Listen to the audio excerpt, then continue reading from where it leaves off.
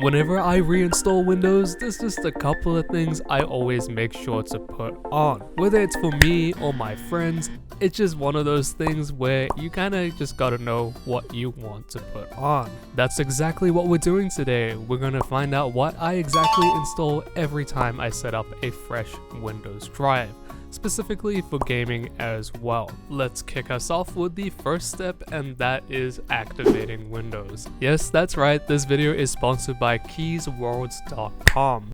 Now, Keysworlds.com is a subsidiary website of Keysfan.com, and they offer cheap Windows keys. By using code Beezito25, you can get 25% off Microsoft Office and Windows licenses. That also includes Windows 11 LTSC, which is debloated and apparently better.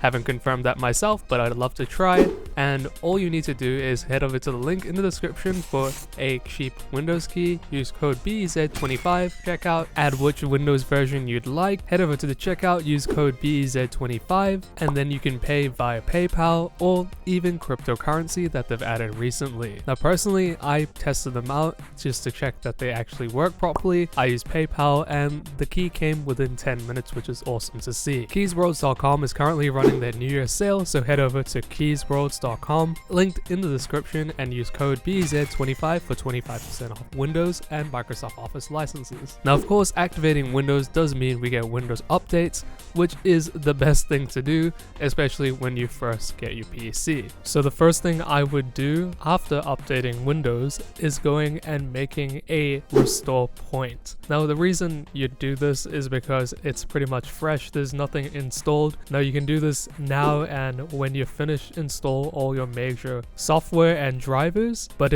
just in case something goes wrong, it's easy to roll back to. If you want to know how to make a restore point, there'll be a tutorial in the description. Next up, we have our motherboard drivers. Now these are not the generic ones that come with Windows.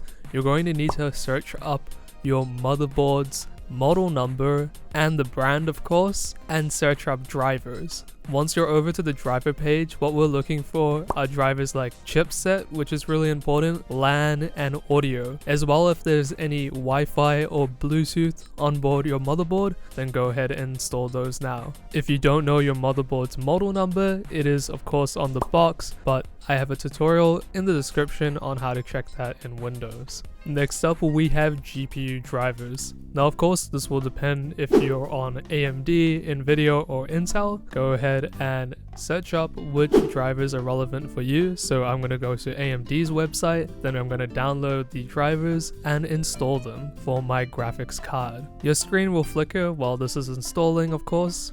Well, most likely, and you'll probably need to restart your computer after this. I do have a tutorial as well on how to properly remove graphics card drivers, linked in the description as well. The next thing to do is monitor refresh rate. Now this is for people with high refresh rate monitors, and I feel like it still catches a lot of people out. So to enable high refresh rate, head over to your desktop, right click it, then click Advanced Display right at the bottom. Then where it says refresh rate, click 144, 165, or whatever the highest is, whatever you want to use, and then click apply. This can also be done within the right clicking the desktop, and for NVIDIA, clicking NVIDIA control panel.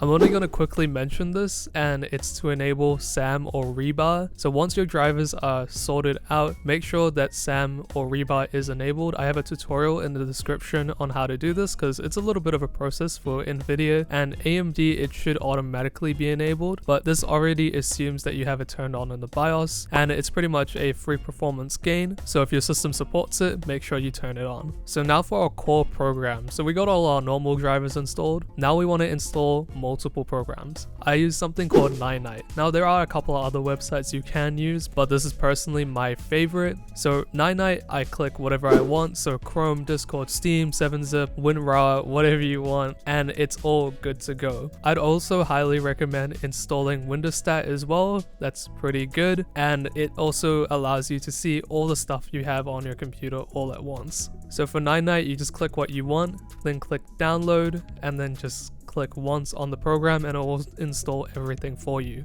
So you don't have to do everything one by one. Now there are a couple of other tools that I use specifically for gaming or for benchmarking that I highly recommend for other people to have. The first one is HWINFO. So this is for temperatures, clock speeds, power consumption, things like that. You can actually log files as well to check back later, which is really handy. I also use something called GPU-Z to check my GPU quickly to just make sure that it's running at the correct speed and it's working properly. The next one is MSIAfterburner, and this can be used for monitoring your on-screen FPS, which is really handy. You can use it for fan control, you can use it for undervolting as well. Quite a versatile piece of software that most people should use. Now of course for benchmarking there's other things you can use, and it does come with RTSS, so you can actually see your FPS in real time while playing games. Now there are other softwares that do this like CapFrameX, etc, but MSIAfterburner is one of the easiest to use. Another piece of software that I use is just 3D Mark, and the reason I use that is because it's an easy way to stress test the PC. As I mentioned before, WindDirStat as well is an easy way to check your drives and how much stuff you have on it and delete stuff quickly. It's probably the easiest way to aggregate all your stuff into one place and to actually clean up your files. I also use CrystalDiskMarkInfo. I found this really helpful to make sure that my drives are working properly and there's no errors on them. I kind of check this like every once in a while. Now of course I don't leave these running all the time, they're just there when I need to use them. Of course for gaming software it will be for whatever you own, but for me, I use Logitech G Hub as I have a Logitech G Hub mouse. My keyboard is the Fecker Galaxy 80, so I use the VTER software I believe that comes with it. Of course, it will be specific for you, so people use SteelSeries, Razer Synapse, whatever those are. Now, I'd highly recommend before installing these specific software that you actually make a restore point, because a lot of times these types of software tend to mess up in terms of driver issues in my own personal experience.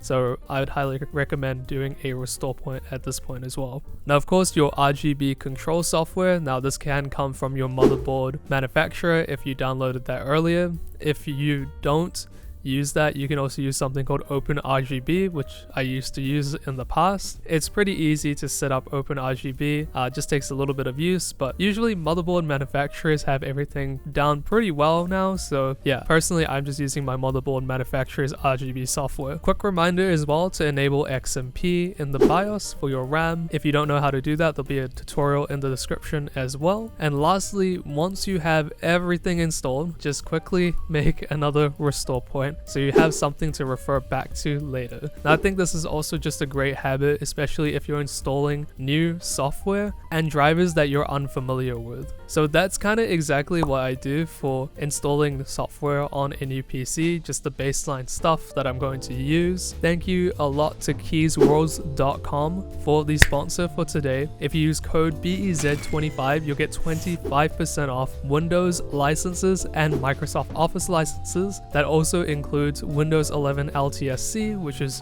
debloated and apparently better. So I have to test that out for myself, and I'm glad to say as well that they have a PayPal checkout, which is awesome to see. It was super easy, and they also offer cryptocurrency if you want to pay via that as well. Currently they have their New Year's sale, so head over to Keysworlds.com for 25% off Microsoft Office and Windows licenses, and I hope you guys enjoy your new computer. Thank you so much for watching, and I'll see you guys in the next video. Take care.